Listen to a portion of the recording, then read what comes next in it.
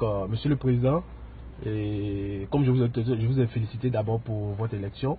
Et voilà, en tant qu'ancien militaire, en tant qu'ancien garde du corps du président Laurent Gbagbo, aujourd'hui je suis en exil à Paris. Et j'ai le statut de réfugié politique. Je me sens bien ici. Mais je tenais à vous demander encore une fois pardon pour tout ce qui est arrivé en 2011. Vous savez, et moi, je vous dis quelque chose. Si vous voulez vraiment la réconciliation dans le pays, si vous voulez vraiment que certaines choses se fassent pour que la vraie paix vienne en Côte d'Ivoire, pour ne pas que certains de nos frères, amis, cousins ou parents se bloquent sur une seule chose, moi, j'aimerais vous demander de mettre un peu d'eau dans votre vin. Voilà, mettez un peu d'eau dans le vin parce que c'est vrai, il y a des choses qui sont passées. Vous n'êtes pas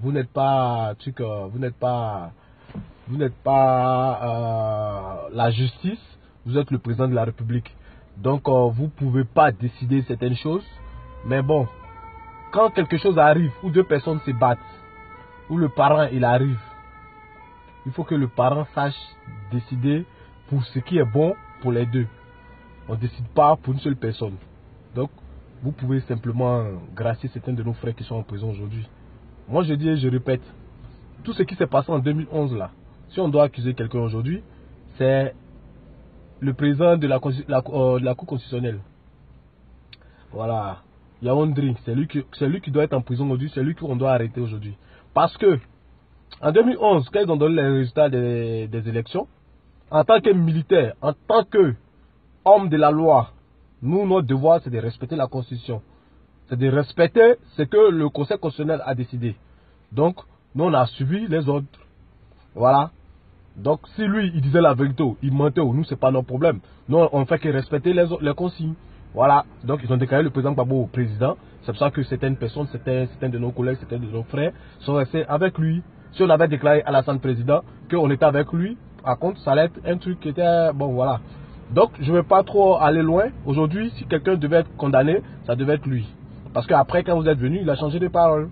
Et il a induit d'autres personnes en erreur. C'est vrai, c'est faux. Nous, ça ne nous intéresse pas. C'est ce qu'il a dit que nous, on a suivi. Donc, voilà. Donc, juste vous dire que ceux qui sont en prison aujourd'hui, c'est pas les coupables. C'est des ordres, c'est des consignes qu'ils ont reçues. Voilà. Donc, voilà. Il faut que vous appreniez à pardonner. Pour que la Côte d'Ivoire soit vraiment réunie. Pour que les fils du pays soient vraiment ensemble. Vraiment, ce côté-là, moi je tenais à me mettre en genoux pour vous demander pardon. Pensez à nos frères qui sont en prison. Ne vous inquiétez pas, moi je vous donne ma parole. Tout leur bruit ils font dehors là, c'est des conneries. Moi je travaille avec eux pendant 11 ans. Il ne faut que parler. Eux parlent, ils font rien. Vous nous avez prouvé que vous parlez, vous agissez. Je me rappelle bien quand vous étiez au golf. Ouais, nous on était à la résidence, à côté de vous.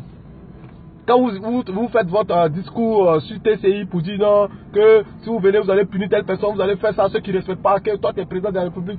Non, c'est moqué de vous. Monsieur le président, non, c'est moqué de vous. Nous, on disait que tu étais devenu fou. On se moquait de vous. Moi, je dis pas on. Moi-même, je te prenais pour un gars qui est fou. Lui, même là, il va passer pour un président. Mais il est là, il parle depuis là. Vous comprenez? Mais vous avez montré que vous êtes vraiment le brave tchè. Ouais. Quand tu dis, tu fais. Et tu as dit, tu as fait. Même ceux qui étaient au Ghana, tu dis, tu vas aller les chercher, tu allais les chercher, tu les amènes à Abidjan. Ouais. Moi, je te respecte. Moi, je suis un militaire. Moi, j'aime l'action. J'aime les gens qui parlent et qui concrétisent. J'aime pas les gens qui parlent, qui foutent la merde et qui restent toujours dans leur coin. Ils parlent et puis il n'y a pas de suite. En induisant d'autres personnes en erreur. Voilà. Quand tu parles, il faut le faire. Donc vraiment, ce côté-là, moi je vous admire. Votre côté de courage là, avec le ministre Ahmed Bakayoko, moi j'admire ce côté-là. Parce que je suis un militaire. J'ai dit j'aime l'action. C'est pour ça qu'on m'a surnommé 007. Parce que j'aime tout ce qui est... Voilà, moi je m'amuse pas. Quand je commence, il frappe, il chicote, il m'en va. Il n'y a pas le temps. Donc voilà, je tenais encore à vous féliciter encore pour cette bravoure que vous avez en vous. Voilà, pour cette force. Quand vous dites, vous faites. Donc vraiment, moi je vous demande pardon. Pensez à nos frères qui sont en prison. Je vous demande pardon. Pardonnez ceux qui sont en prison. C'est des consignes qu'ils ont reçues.